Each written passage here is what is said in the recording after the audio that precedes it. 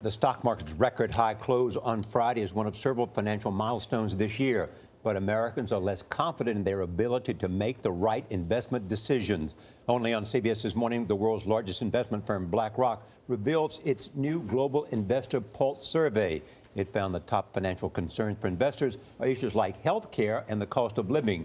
And 4 in 10 Americans are not starting saving for retirement, have not done that. BlackRock President Rob Kapito is here. Good morning. Good morning. So are you surprised by these results? I'm actually very happy with the results. Okay, but last time I was here, people were in 67% cash in their accounts, not invested.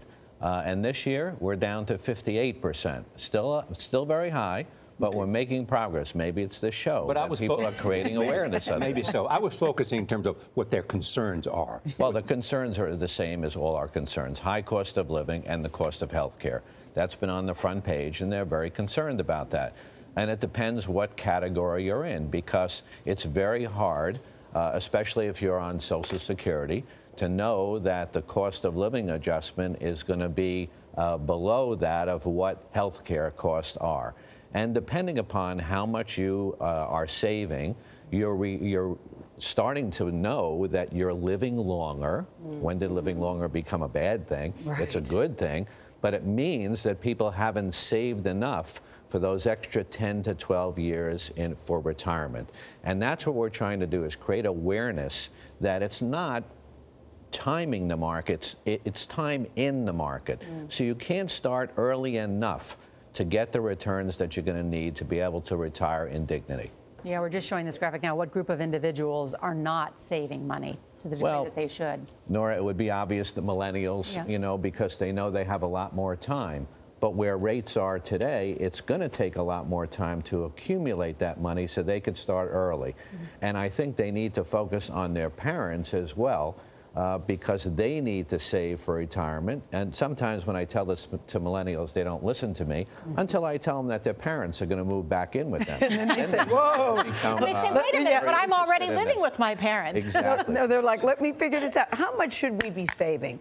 Millennials, do you have different amounts of saving for different age groups? Well, I think what you first need to do is try to understand how much you're going to need. Yeah. So in the past, $50,000 a year is what someone needed to retire. So at 65, you needed approximately $500,000 to retire to live the next 10 years.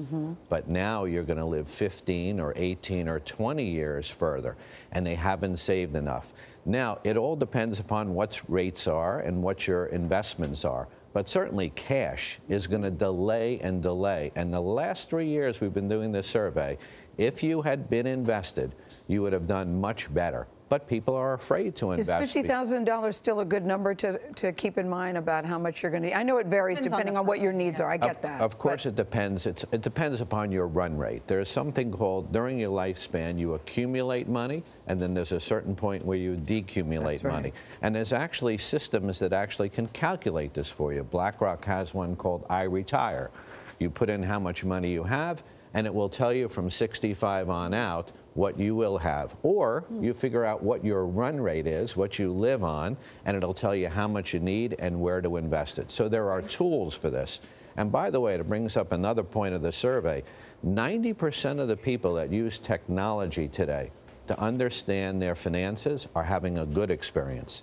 And that's because there's more transparency. They can get their questions answered. They could see exactly what they have. And that spans the goal. The average person using technology is 48 years old. So it's not just for millennials. Yeah. People are spending half the time on the internet is about their financial goals and questions about finances. I like that. Quite interesting. I like that. That's a good point. Rob Kapito, always good to have you here. Thank you so much. Thank you.